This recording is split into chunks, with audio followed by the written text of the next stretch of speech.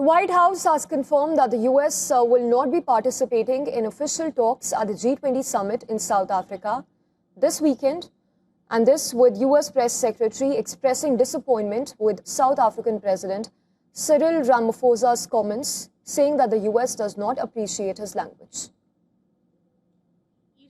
For an executive order signing aimed, the United States is not participating in official talks at the G20 in South Africa. I saw the South African president running his mouth a little bit against the United States and the president of the United States earlier today, and that language is not appreciated by the president or his team.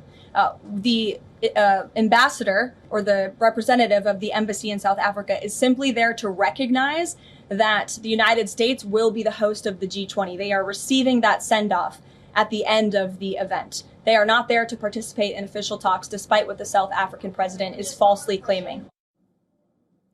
The response from the White House comes following a statement by President Cyril Ramaphosa that South Africa is in talks with the US about potentially reversing the Trump administration's decision, and that is to boycott the G20 Summit in Johannesburg. He said that the discussions are still ongoing. We have received notice from the United States, a notice which we are still in discussions with them over, about a change of mind about participating in one shape, form, or other in the summit. So the discussions are still ongoing. Earlier, President Trump had announced that his administration would boycott the two-day meeting over accusations that South Africa is violently persecuting white minority farmers, an allegation that South Africa strongly rejects. However, the White House said that a representative from the US Embassy will attend the formal handover ceremony that would mark the transfer of the G20 presidency from South Africa to the US. But following the White House denial of Ramaphosa's statement, South African president's spokesman, Vincent Magwenya, wrote on social media that the president would not hand over the G20 presidency to an acting US ambassador. Furthermore, the Prime Minister of India will be visiting Johannesburg from 21st of November till the 23rd to take part in the G20 Summit.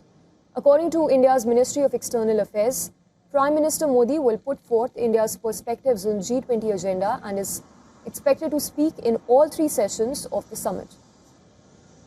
Now, world leaders have started arriving in South Africa for the summit. Among those who arrived on Thursday were Chinese Premier Li Jiang and his delegation, and also Malaysia's Prime Minister Anwar Ibrahim. The G20 summit is set to kick off in Johannesburg starting 22nd till the 23rd, which would mark a historic first for the African continent. Hosted under the theme Solidarity, Equality, Sustainability, the event will tackle pressing global issues like climate change, debt relief, energy transition, and even AI governance. In another related development, South Africa and the EU signed a landmark deal on critical minerals, vowing to defend multilateralism ahead of the G20 summit. The partnership, hailed as unprecedented by President Cyril Ramaphosa, aims to boost South Africa's mineral processing and value addition capabilities. For the latest updates on G20 Summit, we earlier spoke to a correspondent, Calden Ongmu from Johannesburg. Take a listen in.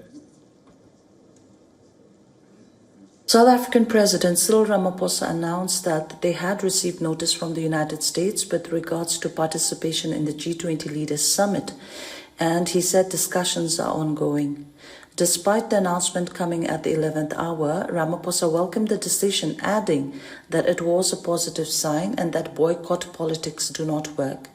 However, White House Press Secretary Caroline Leavitt clarified that the United States is not participating in official talks at the G20 in South Africa, and she further went on to criticize Ramaphosa, saying he was running his mouth.